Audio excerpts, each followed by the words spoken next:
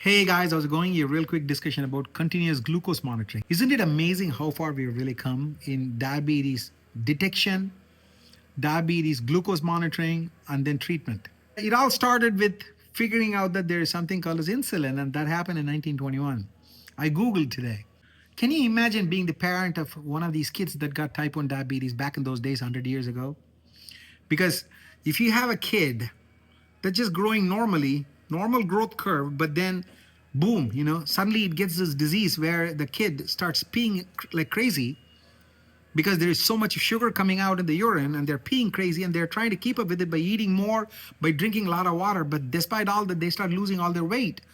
And then you know what the end point was? All those kids died. Type 1 diabetes kids, they all died. So the parent knew it. When they see a kid that starts losing weight, and they just know that it's got this disease that's going to kill them. And then came this insulin revolution.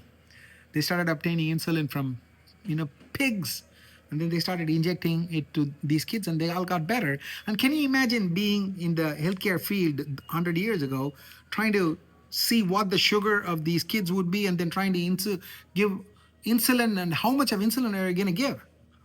Because those measurement of the sugar and then the unit of insulin and all that, they are not being calibrated properly yet.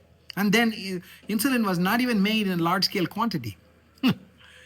So, my God, but somehow they did it, these researchers. And now, we can just check sugar value with these CGM sensors. Even 50 years ago, you have to go to the lab, and then the phlebotomist would draw your blood, and there are big machines to figure out what your sugar value is. But then now these CGM machines, amazing, isn't it? You just stick it in, and it stays there for what, couple of weeks, and then the tip of the sensor, it doesn't go into an artery or a vein, it just stays in your tissue.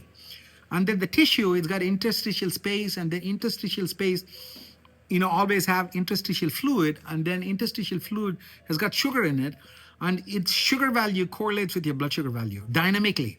So when the blood sugar goes up, then the interstitial fluid sugar goes up. When the blood sugar comes down, then the interstitial fluid sugar comes down. So and there's a formula that you can use to figure out how the interstitial fluid sugar correlates with the blood sugar, and you can actually calculate the blood sugar from the interstitial fluid sugar. And that's what each of these CGM machines do, because they use their own proprietary formula, and they calculate the blood sugar, and that's what they show it to you.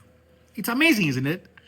I'm just super impressed that technology has been just improving along with the improvement in medical science, and now we got these wonderful tools like CGM. Praise the Lord, guys. I'll talk to you later in my next post, guys. Okay, goodbye.